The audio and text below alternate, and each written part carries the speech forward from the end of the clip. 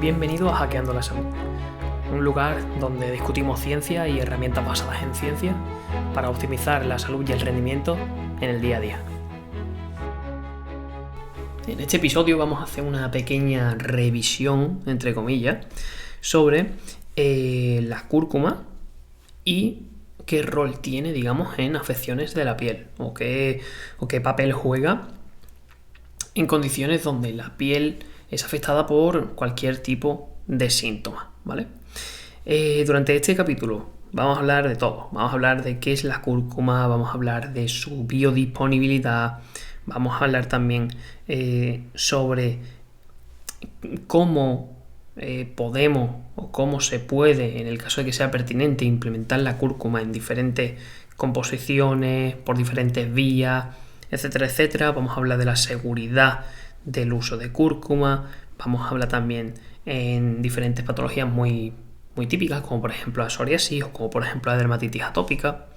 Vamos a hablar también de infecciones de la piel, vamos a hablar de las contraindicaciones o de alguna contraindicación que tiene la cúrcuma o que podría tener, y vamos a hablar sobre todo de las conclusiones, ¿vale? Vamos a intentar en un capítulo cortito explicar todo para que no quede duda de absolutamente nada.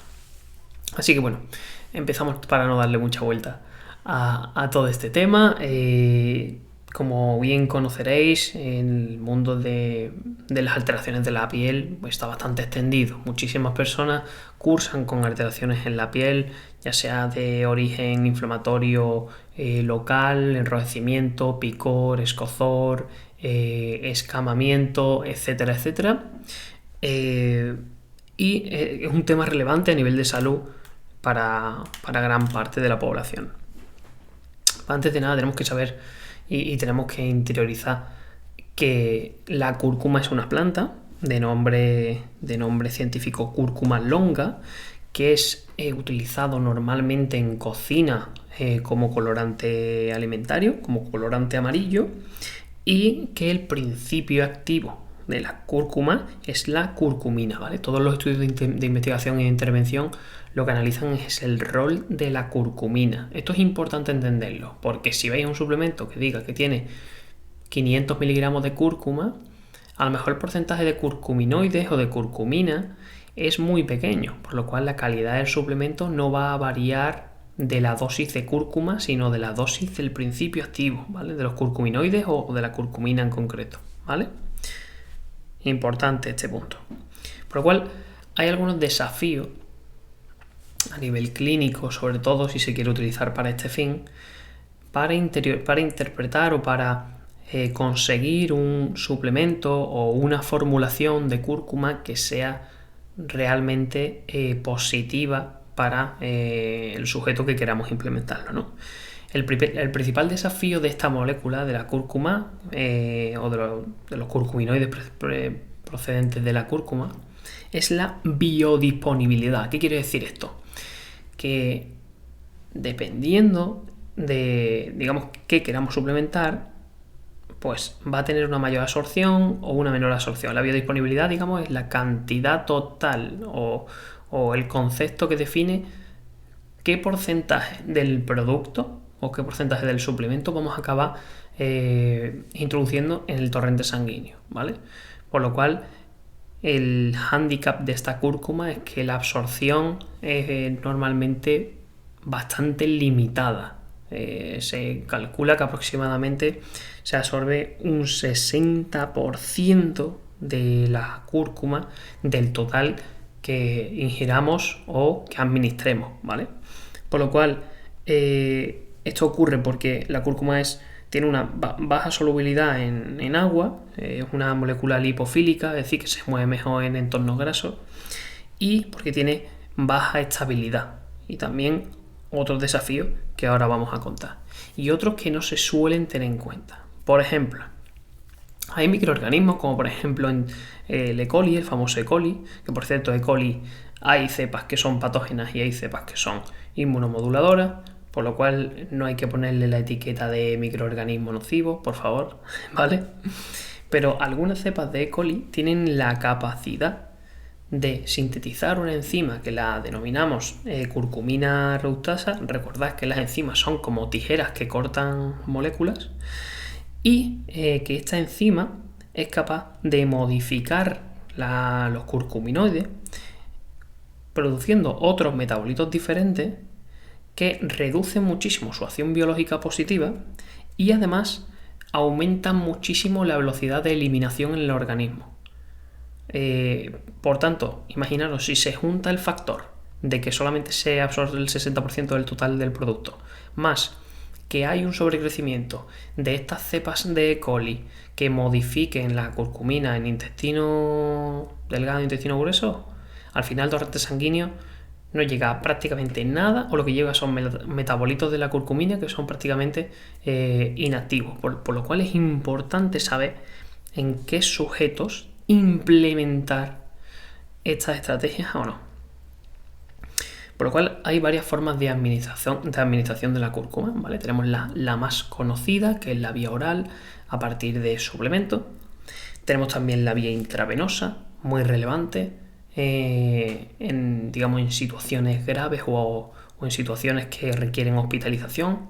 Hay algunas clínicas, obviamente esto no está en sanidad pública, pero hay algunas clínicas que sí trabajan con algún suplemento a nivel intravenoso, no solamente con fármacos. ¿Por qué? Porque los suplementos normalmente tienen un rango de seguridad mucho más grande que los fármacos y menos efectos secundarios, por lo cual puede ser beneficioso aplicarlo vía intravenosa si el paciente llega a un estado bastante grave. Y también tenemos la administración tópica, ¿vale? Recordemos, 1 intravenosa, 2 oral, 3 tópica. Es decir, en crema o en algún tipo de solución que se pueda untar localmente en la zona dañada.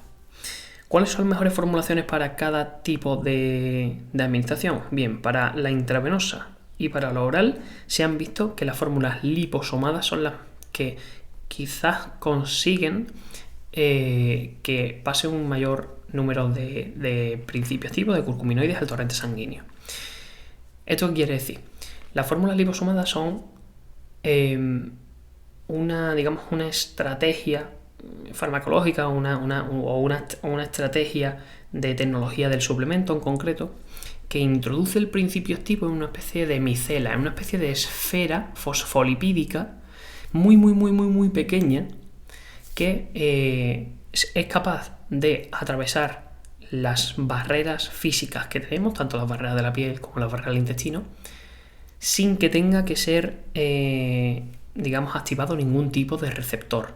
O bien pueden directamente atravesar la membrana plasmática, porque es el mismo material, la membrana plasmática de la célula, que es el liposoma, o bien cuando llega a intestino delgado con los ácidos biliares, ese liposoma, esa microvesícula se rompe y deja justo caer la cúrcuma, en este caso, en las zonas de máxima absorción, o bien pueden pasar entre célula y célula sin que hayan procesos de hiperpermeabilidad, ¿vale? De membrana.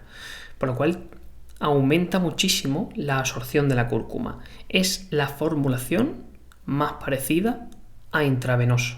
O sea, a intravenoso siempre se absorbe 100% porque lo metemos directamente al torrente sanguíneo. Pero es la formulación que más se acerca. Por lo cual, tanto oral como inclusive intravenoso, se utiliza, o parece que la que mejor resultados da, son las formulaciones liposomadas, ¿vale? Y después, a nivel tópico, hay algunas, pero quiero destacar las esponjas de arginato, ¿vale? Que vienen quizás en cremas, en ungüentos, pero parece que son también las que nos dan mejor absorción a nivel tópico. Hay que decir que la concentración de cúrcuma en este tipo de producto tiene que estar mínimo al 1%. Si no está mínimo al 1%, da igual que lleve cúrcuma, porque las cantidades serán ínfimas y no tendrá ningún tipo de efecto. Después partimos de la seguridad. Es muy importante la seguridad de un suplemento para no meter la pata. La cúrcuma es una de las moléculas más estudiadas a día de hoy a nivel científico,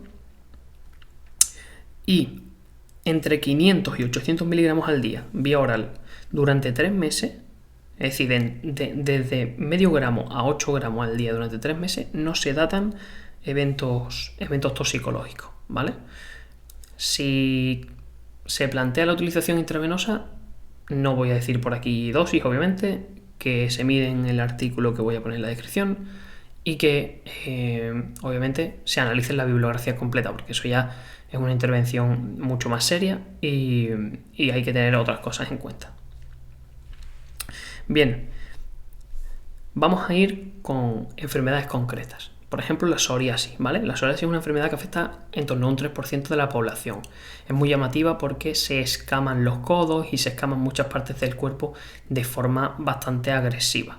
Inclusive se puede ir extendiendo por todo el tejido epidérmico. Es una proliferación incontrolada de queratinocitos. Los queratinocitos es una célula específica del tejido dermatológico, de la piel, ¿vale? Y cuando investigamos estudios o revisamos estudios que realizan intervenciones de cúrcuma en pacientes con psoriasis, vemos que la cúrcuma es capaz de, siempre que esté bien administrada, es capaz de inhibir algunas señales inflamatorias. Algunas señales inflamatorias no solamente del tejido concreto, sino también de las células inmunitarias que se movilizan a ese tejido dañado.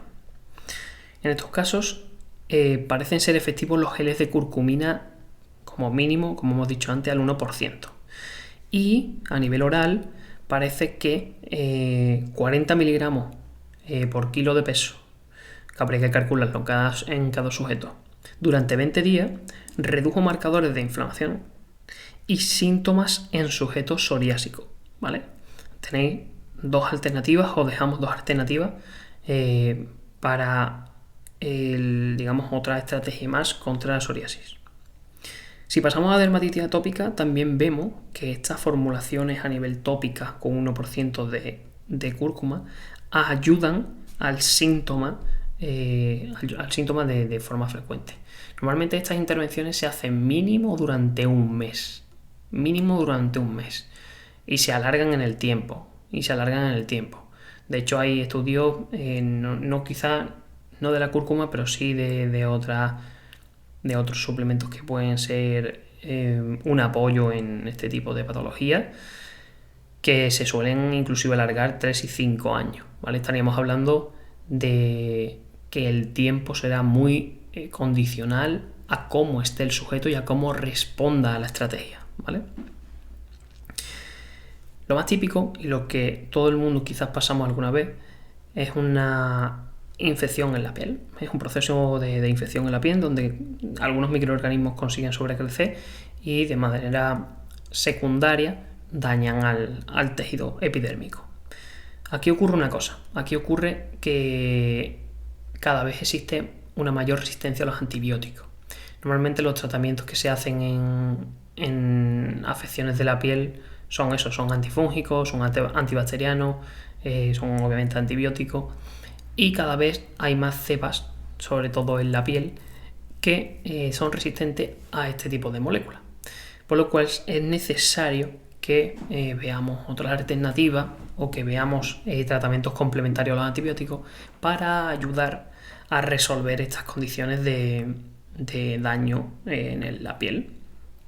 Vemos que la cúrcuma es capaz de ejercer actividad antimicrobiana y, otra cosa que también me parece muy relevante, vemos que es capaz de conseguir una mayor efectividad de los antibióticos.